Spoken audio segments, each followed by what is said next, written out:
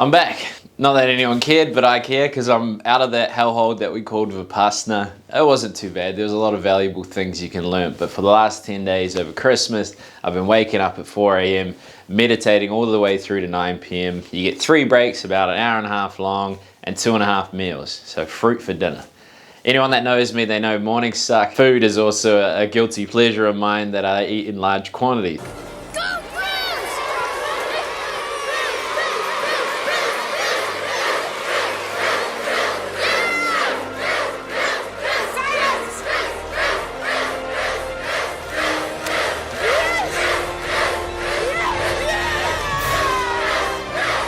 Challenges there, but it was interesting. So if you guys want to ask me about that, I'm not going into it on this video, but just send me a message, we can catch up for a coffee. But what I wanted to talk about is a number of you have seen the content, the podcast, the books, have seen maybe the things I made on TikTok or Instagram. I ended up making 2,000 pieces of content since January last year. So at some point you might have seen something. But what I notice is I don't really go too in depth on what I actually do for a living and how that can help a lot of people in New Zealand.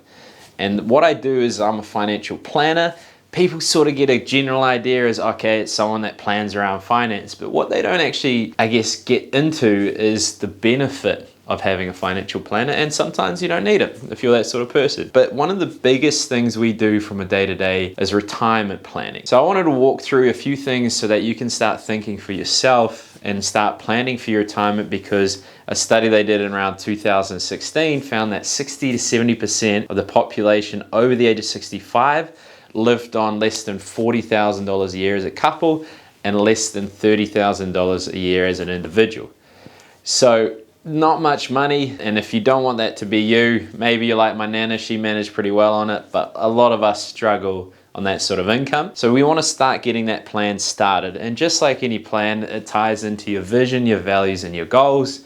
Vision, where you want to live, how you want to live. Values is what's important about money to you. When I ask that question, people usually say one of 3 things. They say freedom, choice, or security. The reason that's important is if you're looking for security, you're not going to want much volatility in your investment strategy. You want to take a certain level of risk, but you don't want the money to go up and down suddenly because you're looking for security.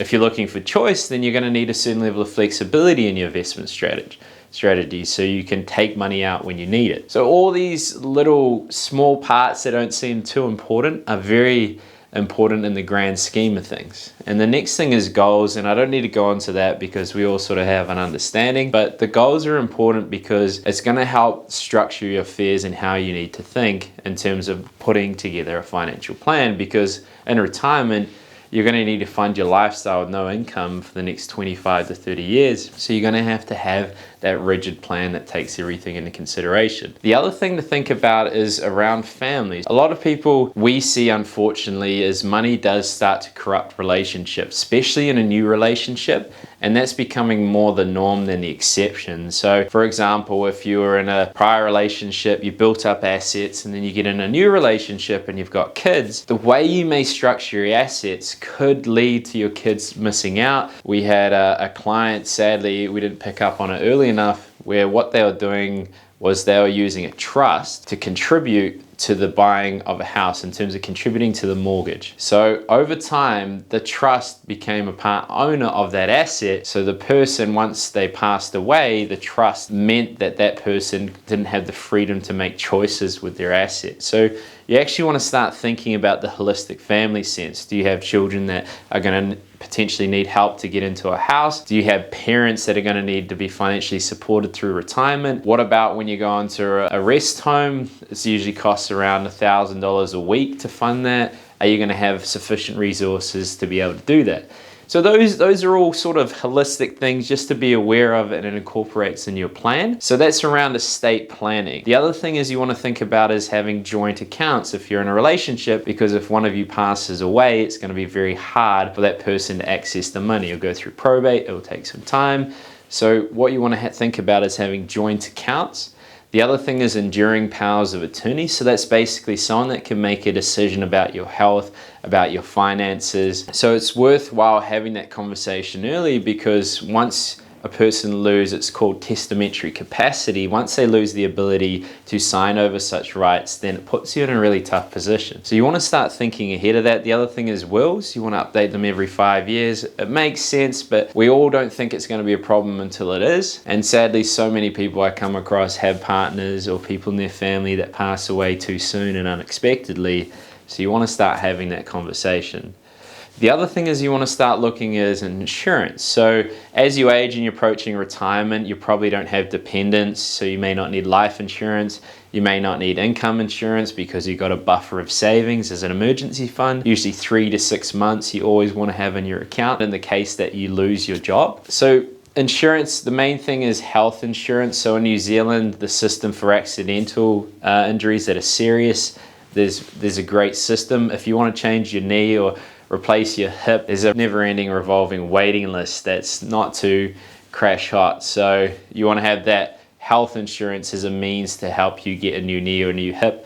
When you approach your 70s and 80s, then the likelihood is it could become more of a serious event. So the need for insurance isn't so much there, or you can self-insure and have, say, the $30,000 or $40,000 it costs to go private and replace your knee. So insurance is another piece to think about, but let's look at sort of the nitty-gritty of the financial side. So you've got lifestyle assets. So a number of New Zealanders think the best asset they own is their home, but a lifestyle asset is an asset that costs you money, it doesn't make you money. So you're living in a house, you've got a strong asset, but you have no means to fund your lifestyle. So are you rich or are you poor? Your net worth is good, but you're not able to live the life you want. So on the side of the lifestyle assets, you have your car, you have chattels, you have a family home, and then in investment assets like money in the bank, KiwiSaver, or rental properties is a means for you to fund that lifestyle. So if you want to go on rental property, then you can start thinking from a business sense, but if you're looking to retire,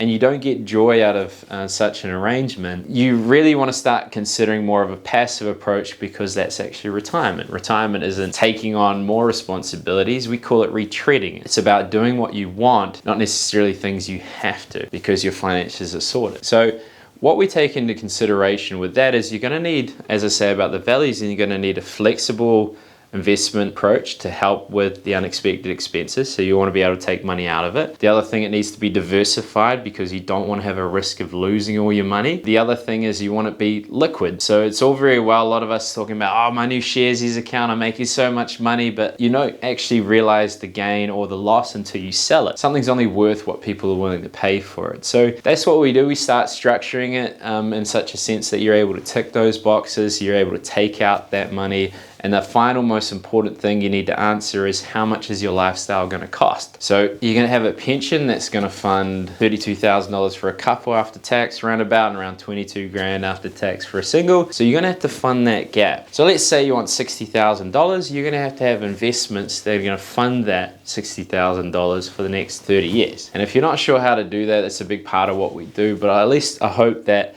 got the holistic sort of standpoint. And anyone that wants to have that conversation or knows someone that's paid off their debt and is worried about retirement, we're always happy to talk to you. And it's about starting to enjoy your life, not just enduring it. So I hope that was valuable, and thank you for listening.